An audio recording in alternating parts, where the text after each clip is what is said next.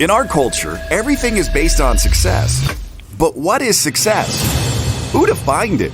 Who decided that success was the goal instead of fulfillment? What happens if we shake up that definition? What if we make our own definition of success? My name is Tony Grebmeyer, and on this podcast, I'm going to dig deep into the real stories behind success. Join me as I interview other entrepreneurs who've climbed up Success Mountain and have come back down to share their stories so you can succeed. If you're ready to join a community of other entrepreneurs redefining success and finding fulfillment, go to BeFulfilledLife.com and join the community. Now, let's dive into today's show. Welcome to Be Fulfilled. It is the real stories behind success. I'm your host today as we go up Success Mountain. My name is Tony Grebmeyer, and I'm excited for your guest to show up in just a second and give you a chance to kind of peel the layers and learn a little bit from this genius. This gentleman is 31 years old and has lived a lot of life, a husband, a new father, business owner, a mentor, a coach, host of a podcast, runs a successful business, and at the end of the day, right? Somebody who just wants to go out and do good in the world. That's who we're talking to today. Somebody who's lived a lot and has learned a lot and knows that it's an inside game and is ready to share how you can tap your potential and tap into some of that. So please welcome to the show, Taylor Welch. I have a new goal in life, and it is to model your radio voice. The butter coming out of your mic right now. Amazing. I love it, man. I'm honored to have you here. You know, just doing a quick web search of you, very impressive, but then digging down into the man that I'm about to interview and go up Success Mountain with, just learn a lot in a short period of time. You're kind of like, I feel like I'm talking a lot of ways to myself, somebody who doesn't have time for anything but the real ingredients that it takes to be successful in life. You've cooked enough in the kitchen and tried some things that didn't work, and now you found the recipe. So let's talk about your definition of success, and then we're going to jump into a really impactful show. I hope a lot of people are taking notes. If you don't have it, that's your cue. Grab a piece of paper and listen. Here comes Taylor. His definition of success. Yeah, this is such a profound question, and I think that the answer has changed for me over the years. But all I want right now, the vision of me being the most successful I can be, is I want what the people who know me externally, I want it to line up with who I want to be on the inside. I want it to be the same. I think there's too many. I am a marketer, and there's been too much marketing that's taken place in people, and I want the people closest to me to like me the most, and I want to win with myself. That's it. I think if you can do that, you're going to win in everything else as well. Man, the best gamble in life, man, bet on yourself. So many of us spend all of our time and money betting on others. I'm like, dude, there's no amount of money I'm going to throw at E-Trade. There's no amount of money I'm going to throw out there in the world. The guy you want to bet on is the guy you're talking to right now. Well, man, what's the price tag on being proud of yourself for the things that no one else can see? Everyone is proud of themselves for the things that are accolades, but I am proudest of myself for the things that you will never see. And I'm not going to talk about them. It's the internal life. What's the price of happiness? That's how you get it. Yeah, no, I love that. You know, a lot of people say, you know, what's the key to success? The shit you don't see me doing. Yeah. It's the stuff that I do when no one's looking, right? That's the key. Like, the key to success is like when you're sleeping, I'm working. When you're thinking about like going on vacation, I've already got back from vacation, I'm hustling, right? And people use these cliche words, but I had to find my way. And I want to talk a little bit as we get ready to go up Success Mountain, a little bit about where you grew up, maybe a little bit about your family. Just give me the Cliff Notes version. But I'm super proud of you, bro, for like being a father. You know, we were talking a little bit before the show. I say sometimes the best nuggets are the things that nobody gets to listen to. So, but I just want to say, man, I'm really proud of you. Have a baby and be married and be early in your 30s. Like, that's commendable stuff right there. Thank you. Well, so I grew up in the South. We grew up in my first recorded. My mom asked me one time, "What do you want to be when you grow up?" My dad was an insurance agent, and I wanted to be a preacher. I grew up in church. I wanted to be a preacher, and that was my whole life, was ministry. I wanted to be in the ministry vocationally, full time. Ended up getting that. Met my wife through that, and man, I don't know. Something about it is didn't. So many times I think we're guilty of getting the things that we always wanted, but the things we always wanted weren't the things that we actually thought that they were. That happened to me, and I transitioned out of that just because it didn't fulfill on what I thought it would be. And I got it, but it wasn't what I wanted. And we transitioned out. I'm giving you mass cliff notes, like skipping over everything. And you can take me back into it if you want, but met my business partner and we started doing marketing, and I got into real estate and transitioned in the business world. And, if you really are honest with yourself and you look back at your life, going through life, it kind of feels like everything is so randomized, and you can't really see the puzzle piece until you kind of look back on what is prepared. I was prepared for this and I didn't know it. And my dad would take me to John Maxwell seminars as a 10-year-old kid, and I hated it. He had to bribe me with Chick-fil-A because I'm a 10-year-old and I want to go play football and baseball. And I would have to sit in this church and listen to boring guys talk about business. I'm like, this doesn't matter to me. But when I got into, the business world, it was like there was subconsciously years and years and years of depth that I didn't know how to connect. And the ability to lead people that came from the church, man, you want to see the best influencers in the world, so mega pastor churches. They can get hundreds of thousands of people to give them money at the same time. And so all of these different unconnected pieces of my life began to connect together.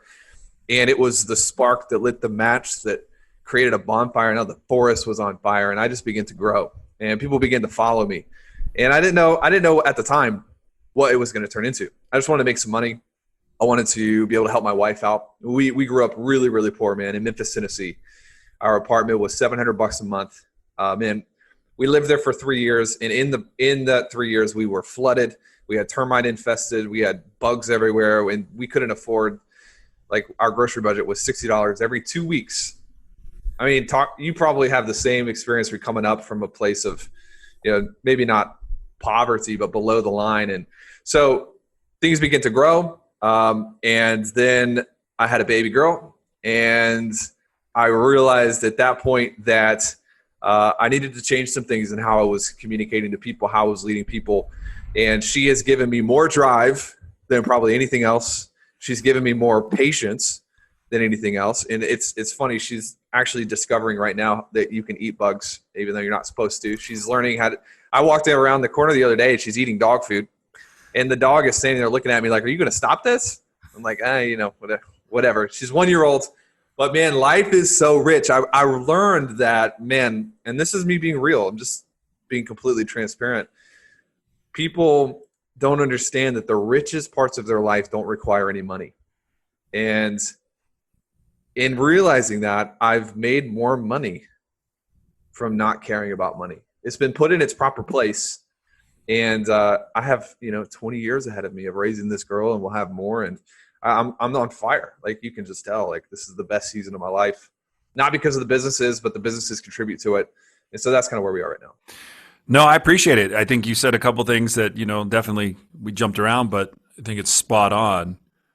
So you came from ministry, right? Like, going in that world, you just flipped your ministry, instead of being a closed church, you've got an open platform now. Yes. Where you can really minister to the people who are interested in what you do, from Traffic and Funnels to your recent launch of the Daily Mind Medicine podcast. You can find that at dailymindmedicine.com. But when you start thinking about, like, I often said, like, does my purpose line up with the people in my life, right? And so I have a worksheet that I give people. It's called your personal dream life, and you start lining up people because everything should operate from it. Your personal dream life should be like, if these people in your life are not going to help you get where you want to go, but you also said there's certain people in your life that you don't know why they're there, right? And you look back at all the little pieces of your life, and you're like, you can't see them all add up. But when your dad at 10 years old is taking you to John Maxwell, and you're sitting there going, I just want Chick-fil-A, man. I want to go play baseball. I want to go do something with my friends. But you hear this, then it tells you, all right, so somebody was looking out for you, right? Yeah. Your dad was like guiding, hey. And when we're young, that's our job, is to be led by somebody, right? Up until you can make decisions on your own. And it sounds like you started having some transformational mindset shifts in your, late teens, early 20s of some things that you wanted to do differently.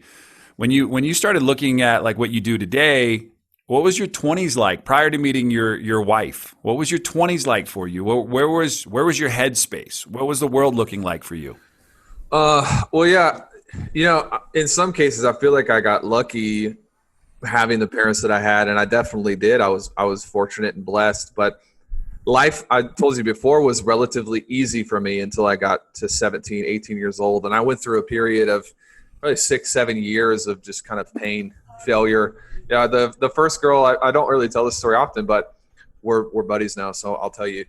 I dated this girl, and I was going to marry this girl, and we were like, I was looking for rings. I was about to propose, and I'm 17. I am about to graduate high school, and I'm about to get a jump on it. Like you guys were early when you had kids. I'm a little earlier, 17 years old.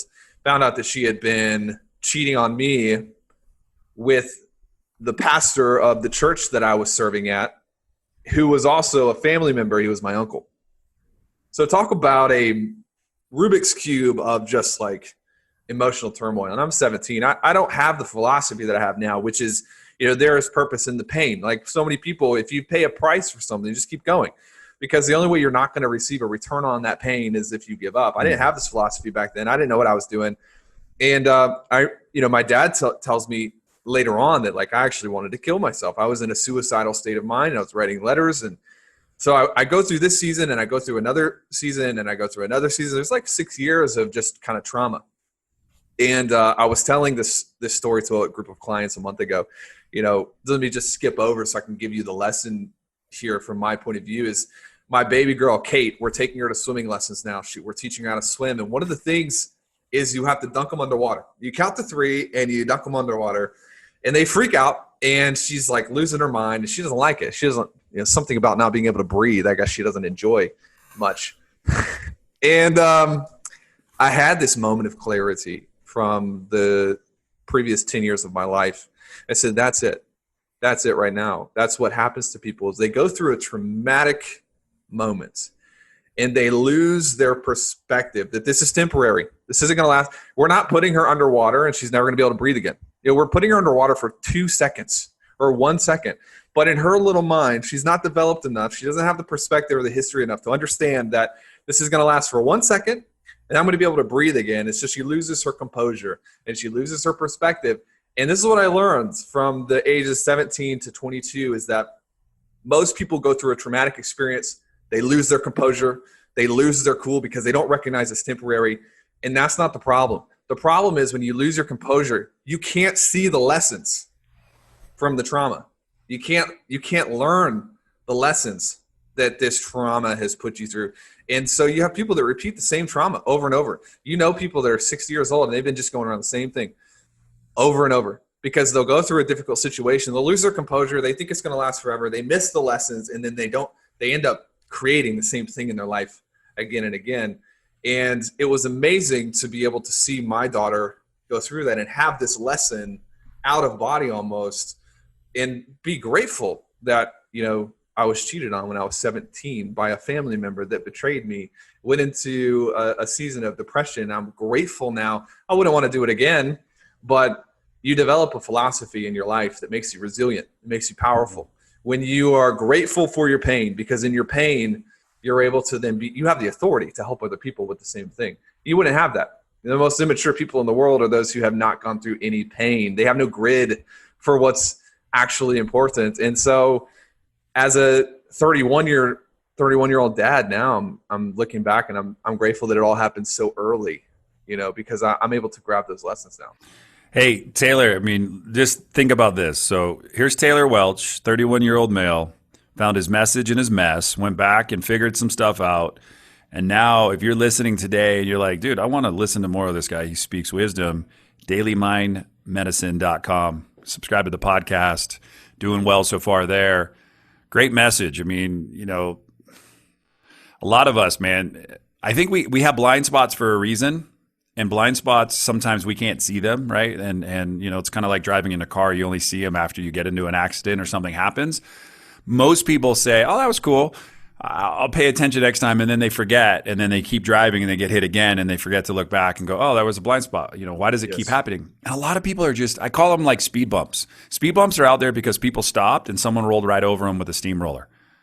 They just stopped for a moment and they didn't actually decide to do anything different other than they paused. So fight or flight kicks in, right? And then that moment, And I just want to stay with something really quick because stay is the biggest thing in fight or flight that people need to pay attention to. Stay is when you actually are in observation mode.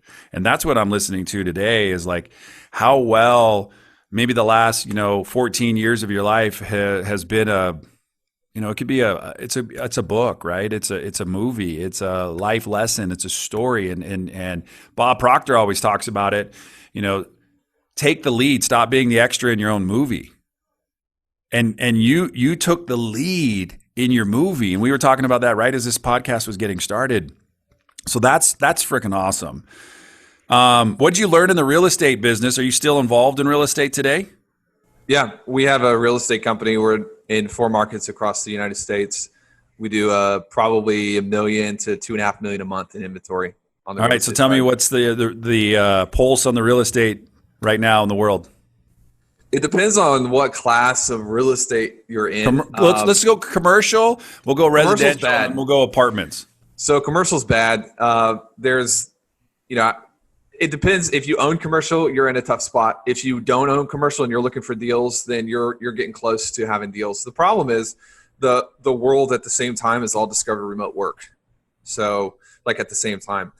So there's obviously going to be, I think if people were freaking out about this recession because of the entertainment industry or the service or the retail or whatever, but actually the entertainment service retail is going to be the safest commercial space because you're going to want to go into a Starbucks. You're going to want to go into a restaurant. But, Facebook just announced yesterday that in the next couple of years, they're going to expect 50% of their workforce to be at home. So they're going to be dropping real estate leases and they're going to be dropping all of that. I think multifamily is not quite as bad, but you got to understand that most multifamily complexes are in high density cities. And when you have a pandemic like this, if people have an option to live in a rural area with the whole house, or they're stacked on top of 100 people in a place like Miami or Nashville or whatever, they're going to probably pick the house. And that's not going to go away anytime soon.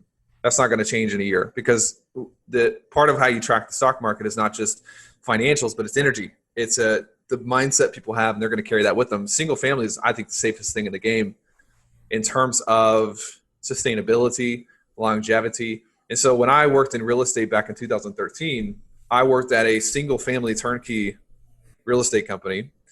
And that's the game that I knew. That's all that I know how to do. We've gotten into small multifamily deals, but the pulse for us, we have a almost 100% rent payment rate from the last 2 months. I mean, everything's good. We're in markets that are relatively blue collar, diversified job sources. So we're not feeling it, and I don't think we will feel it the same way that your big commercial investors will, if that makes sense. No, it does. It's interesting because like the market, like in my neighborhood, I live here in Colorado, nice area. Man, I've seen more real estate signs pop up in the last 30 days than I've probably seen in the last 2 years. And so I'm like, interesting time. So that's why when you started talking about real estate, I think it's one of the most interesting things. When you're talking about buildings, I totally loved how you just broke that down into just bite size, right? That was like, look, the entertainment industry, sporting industry, it's probably going to be okay. It's going to take some time. They're not going anywhere because those venues hold so much. But some of these businesses too are just closing up. I mean, I've seen more businesses in probably the last 30 days that have been staples for so many people. They're like, we're not coming back. We're closing shop. Yeah. Yeah. And that's the risk. But, you can replace that tenant. It's just you're going to take a temporary loss. I think what's going to be difficult is you build a warehouse for Facebook. And then, you'll have to reconfigure that building. It's not just going to be like you're going to have to build a storage building inside of it or change who you're renting to. So the time frame there is going to be elongated, as opposed to, a restaurant goes out of business. You can lease that space to a Starbucks. You can lease that space to another restaurant. They're going to eventually come back. Maybe not the same restaurant, but. I asked the lady, I was checking out a Target the other day, and I said, how's biz for you guys? This is just a cashier. What does she know, right? Like, that's what I always say. I'm like, does she really know the numbers? And she's like, normally on a weekend, on a typical day, we do about $130,000. We did $181,000 a day. She's like, it's been nonstop since this thing went in. And so certain businesses are just exploding, right? We're in the logistics and fulfillment industry. So around the health and vitamin industry, and, business has been awesome. But it's also one of those things where we're scaling our business because there's a lot of people that are losing jobs and we were growing. So we said, hey, why don't you come work with us? But the mindset that you split was Facebook and 50% of their workforce is going to go work from home. You want to talk about a new way of thinking is you're going to create a lot more entrepreneurs, I think. Unfortunately, it's a good thing and a bad thing. You're going to have a lot more entrepreneurs thinking, can I run a business? Because I'm already home. What can I do? Yeah. Yeah. And I want to talk about your other business too, because traffic and funnels, I want to talk about that because everybody's sitting on $1 million idea, but not everybody's going to execute that $1 million idea. Right. So we have traffic and funnels. I'll do 15 to 16, maybe 20 this year. We'll see. We have Sales Mentor. That'll do about 10 this year. Totally different business. And then we have 2 real estate businesses. One is a fund with the SEC accreditation, and then one just buys single family. So we're kind of in different spots, but it's actually quite unique because we can see the trends happening in the different markets. And one of the things that's blown up is Sales Mentor because we train people how to make money from home being a sales pro, and then we hire them for our other businesses. So we've created our own staffing company, inside of the vertical. And that business has just exploded because people who still have a job, but they have to go to work, they would rather work from home. They're seeing the same trends. So we're sort of capitalizing on that gold rush a little bit, even though long-term, you're right. It could be sort of damaging to the infrastructure of these bigger businesses. But at the same time, I think productivity might compensate for that because we have a big open workspace here. And sometimes, I think it's actually counterproductive for people to come in and work in an office. So, yeah, I had to get up from our thing and I'm like, hey guys, I'm recording a podcast. Give me a couple minutes and I'll be done with my show. And it's crazy. I mean, I have an on-air light to let everybody know I'm on air, but people just do their thing, right? They could give 2 ships about anything. They're like, hey, I'm talking, having a conversation. And that's been interesting too, watching the workforce come back, is that they haven't seen each other. Yeah. So now they're having these like conversations and I'm like, we got work to do, people. Let's get back to work. What's been the biggest shift you've seen personally, maybe for you, just kind of like in your observation of the landscape of the world right now? What is the biggest shift for you just in kind of like how you look at business today versus maybe pre-pandemic? I mean, let me give you 2 answers. One from a personal standpoint, one from a business standpoint, if that's okay. Personally, I think I needed to slow down, and I think all of us needed to slow down. It's been a kind of a blessing because we don't realize how busy we are. And in busyness, what I mean is not just like that you have stuff to do, but the lack of presence. And I feel like it was actually a great gift for me and my family because I've seen my daughter more, I've seen my wife more, and I'm still getting a lot done. But when you're just forced to stay at home for a period of time, everybody's kind of beginning to wrestle with what's really important. What have I been doing? What have I been doing for the last 2 or 3 years? And man, there is beauty that comes out of that if you can be honest with yourself. So that's been a big change for me. I was telling Chris, my business partner, as things are opening back up, like Nashville's pretty much opened back up, I'm going to take some of these lessons with me. I think it would be a waste to go through this and not adopt some things and some new thinking. So I just want to slow down a little bit from time to time. Like I want to take some days off from time to time. Like I want to be able to be home before she goes to sleep at night. Like those are good things that I was kind of missing, From a business standpoint though, man, we operate on a worst case scenario thinking. I remember telling Lance, who runs our portfolio, I want to buy houses that if we get invaded by China or the Russians or whatever, if we go into all out war, I want to be able to make a profitable return on these houses. And everybody thought I was kidding. But I'm like, no. Well, but when something like the pandemic is like inflicted upon you, I think it was a great excuse for our teams to think the way that we have always thought, which is just worst case scenario, because we had to go into contingency planning. We had A, B, and C for all businesses because we didn't know how it was going to affect traffic and funnels or real estate. And so we had these contingencies for in the worst case scenario, who stays and who goes, and do we cut salaries and do we cut our salaries? And we had to plan all of these things out. And what I saw from our team is that extra layer of vigilance, everything exploded. And so I was able to teach them, we're not growing necessarily right now because the market's conducive for it. We're growing because you guys have increased your level of vigilance, and out of that comes growth. And, like I said, I hate that people are struggling, but I'm really grateful for the lessons that have come out of it because they made me stronger. Hey, I got to tell you, Taylor, great stuff. And we're going to take a quick break. And we're talking to Taylor Welch today, trafficandfunnels.com. You can learn more there, dailymindmedicine.com. Interesting guy. He's got a lot of wisdom. I hope, like I said, you've been taking notes. We're going to come back. We're going to talk about it. One of the things, though, he's grateful for the struggle. Remind yourself of that. Like, if you're not grateful for what you've gone through, how will you be happy when you get to where you want to go?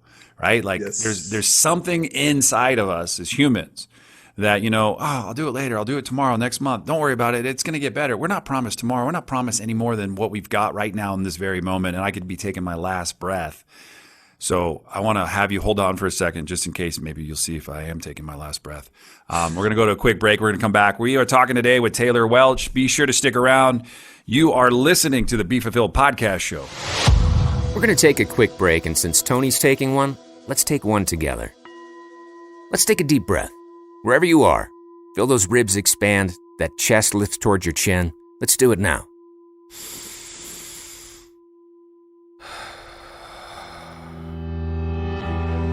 That feels good, right? That's one of over 23,000 breaths you're going to take today. You don't even think about it, but you're focused on that one. That's life. That's rejuvenation. That's the moment right here. And thanks for doing that with me. We all matter. Those breaths matter. Let's remember them. And let's get back to the show.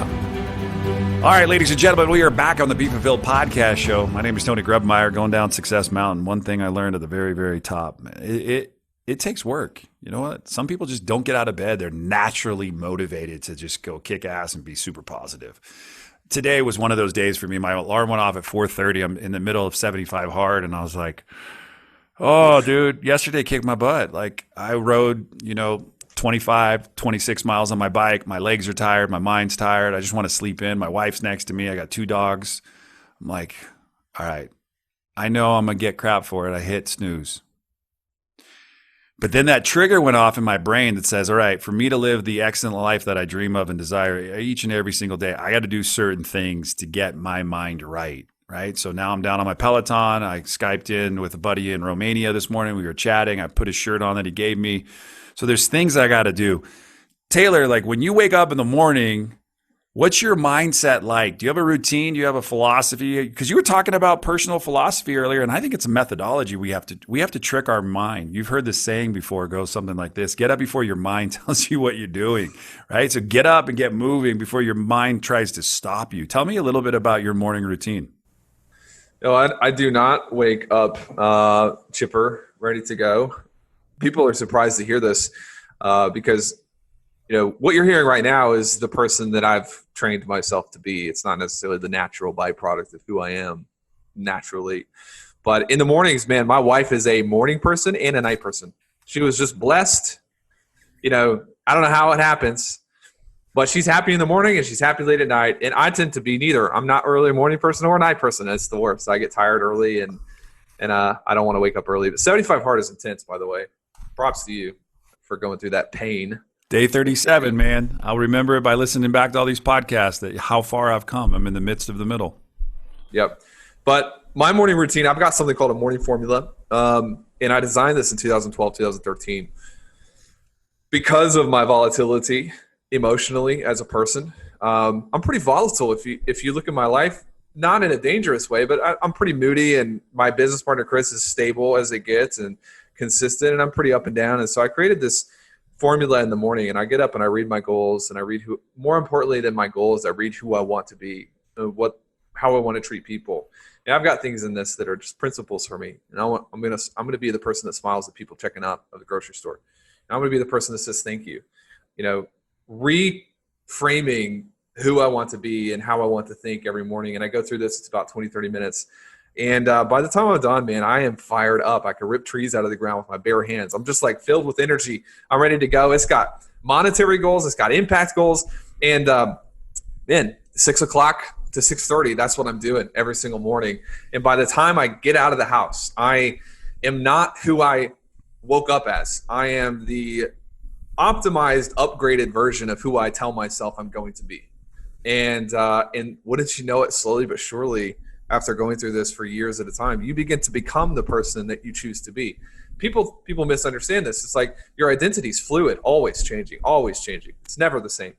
And some people control that identity in the process of being upgraded, and some people leave that control to other people.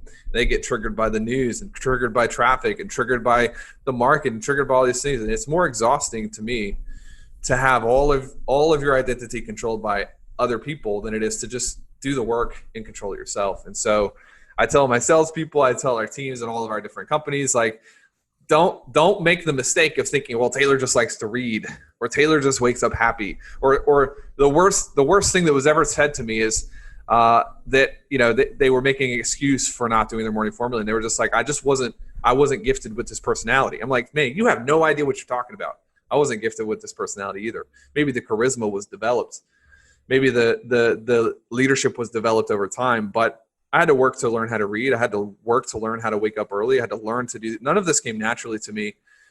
It was a byproduct of work, I like it. Hey, and the good thing is, all of that prep work back in 2012 when you started, coming up with your morning rituals has really paid dividends for you, right? Like people think like, oh, I'm just going to do this today and I don't know what the payoff's going to be. Well, you started talking about things that way back at 17 and how they propelled you to where you're at today. And then 2012 till now, that's, over 8 years.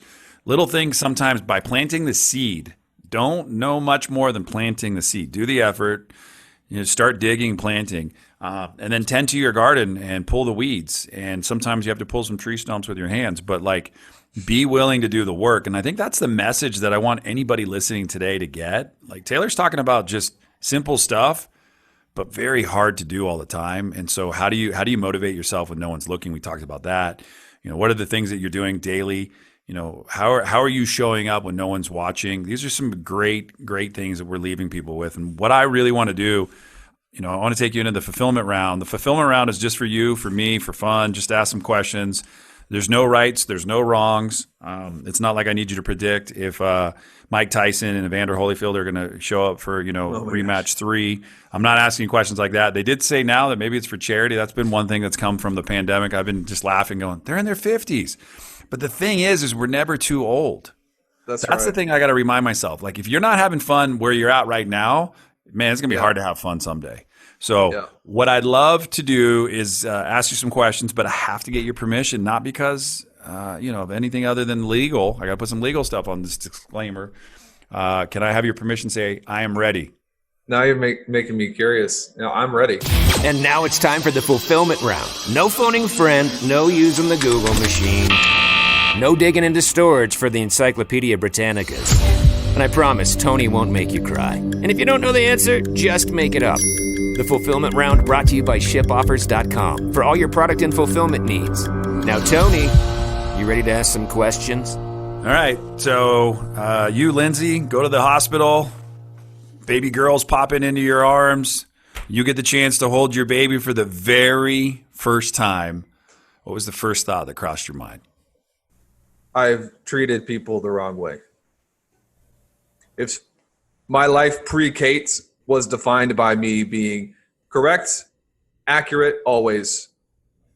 But the first thing that actually came to my mind, besides being grateful that she was healthy, was if somebody ever talked to my daughter the way I've talked to other people, even if they are right, I don't give a shit whether they're right. I learned then that, you can respect a person's humanity while pushing against their behaviors and their choices. And I had a respect issue that I had to rectify with the way that I showed up to the world. And since then, I've become somebody that's more motivated by, I want to lift somebody up before I correct them. And it's really profound how that happened, because it came from her. And in the future, somebody's gonna teach her something, but they need to teach her to her the right way and respect who she is. And I wasn't doing that. It was out of left field. I like it. What at 16, you get a knock on the door. Hi, Mr. Welch, I'm here to pick up your daughter. What kind of conversation do you think you're going to have with this person? Oh my God, I haven't even gotten there. I don't want to go there yet. I got a few more years, man. All right. No, you do. And enjoy those moments too. These are the magical moments you'll never get back. I look back, I have a 19 and a 21-year-old, and I'm like, we reflect often on their stories. And so just remember, have fun, and I'm really. It's cool. Like I said in the beginning, I'm honored that you have a 1-year-old, and the fun years are ahead. And for sure, like enjoy every little moment you got. When you're not with your family, you're not working. It's just maybe something that you love to do. Where would people find you if it wasn't work and if it wasn't family? If it's summer, probably on the lake with the boat. We've got some nice lakes here in Nashville. If it's not, one of my favorite things to do is to go to a cigar bar and read a history book. I'm working through this book right now. It has nothing to do with business, but it's The Art of Power, Thomas Jefferson. That's It's a meaty awesome. book. And you get different things from this than you do from a John Maxwell book or a business marketing book. It's like these guys went through some actual serious stuff. My problems aren't that big of a deal. It's great perspective. Yeah, I mean that's a wonderful way to look at it. Like how blessed and gifted are we to have inherited this country? Yeah. Think about in the early stages of just trying to found this great place we call America, and just think about all of the stuff that people had to deal with that we don't even know unless you go back and look at history and you go, wow, man, like we're very fortunate to be where we're at. That's the book you're reading. What are you listening to? I know that you've got the dailymindmedicine.com podcast, and that's been cool.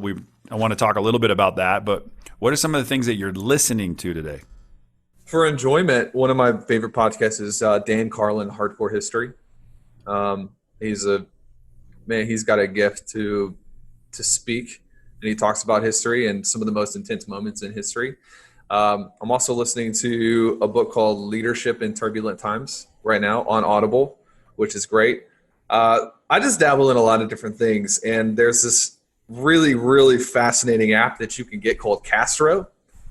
And I don't know about you, but for a long time, I had so many things I wanted to listen to and learn that I would just get overwhelmed. My queue was a mile long, and I'd have 1,000 Kindle books, and I just don't have enough time to go through them. But Castro allows you to subscribe to different podcasts, but only keep the episodes that sound interesting.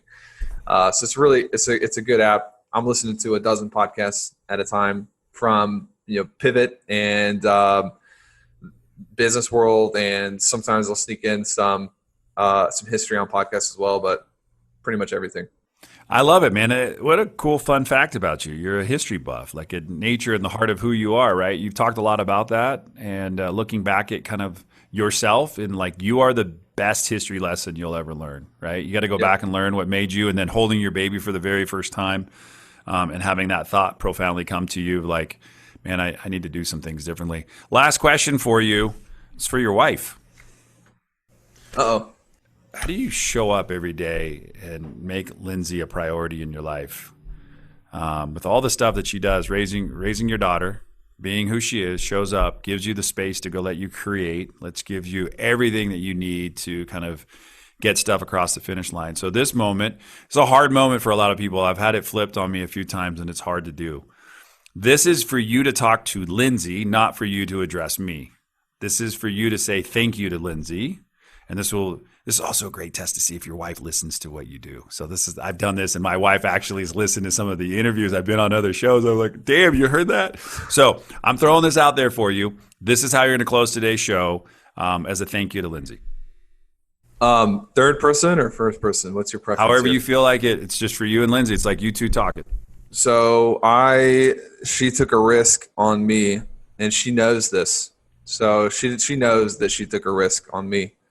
Working in the ministry, I didn't have any promise. There was no guarantee, but I told her I would do whatever it took. We got married. Our first date was, as a married couple, was at Taco Bell. We brought it home. We didn't have any furniture. It sounds out of body. It sounds crazy when you hear about it now. We sat on the floor. We ate Taco Bell, and she told me that Taco Bell was her favorite date night, not because she actually loved Taco Bell, but because she wanted me to know that what we were doing was good enough for her. And she wasn't. She was being dishonest with me so that I would feel not like a failure. And she's the one that talked me out of, quitting my job and going out on my own. She's the one that gave me the courage to do that.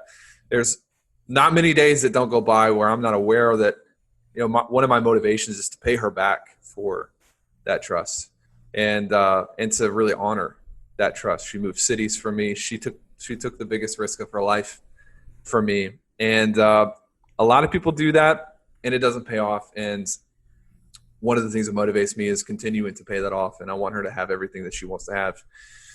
She's a wise woman. I wouldn't be who I am without her. She knows this. We just went through we had our 7th year anniversary, and we just had Mother's Day for the second time, but the first time Kate was 10 days old. She didn't remember the first Mother's Day. And I told her I'm not very good at gifts because it's not my love language, but I can write. I'm a really damn good writer. And so I wrote her a full page of notes and just describes her and the qualities that she has and the things that she means to me. And, I think that we started out knowing that it didn't matter what we were able to accumulate or what we were able to succeed if it split us apart. There's nothing outside the home that can justify losing the home. And so she's been a priority. And what she's inspired me to do is teach that to our team, how to have a healthy relationship and how to build, healthy partnerships. So she track it down 1,000 different ways. The motivation for me is going to end at her, and it starts at her. And so we haven't even seen anything yet. The last 7 years, nothing. Let's go. We're going to triple it over the next 7 years. That's my guarantee. We'll see what she says about that. I love it. All right. Hey, Lindsay, you got it a hell of a husband. Taylor Welch, I want to say thank you.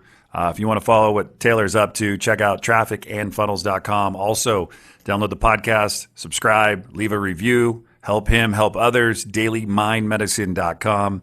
Incredible. Congratulations for all your success, and I know you're going to continue to crush it. You got a great mindset. You're doing a lot of wonderful things. You're helping a lot of fantastic people. That is Taylor Welch. My name is Tony Grebbeyer. Until next time, no matter where you go, no matter what you do, choose to make today the absolute best day of your life. Thanks for listening to today's show. But before you go, let me ask you a question. How would you like to be the architect of your journey in this game we call life? Take the next step now at www.tonygrebmeyer.com. Enter your details to get the first week of the Be Fulfilled Journal for free. It includes access to our private community of thousands of other entrepreneurs. It'll give you more clarity and freedom in your day, and it might just change your life forever.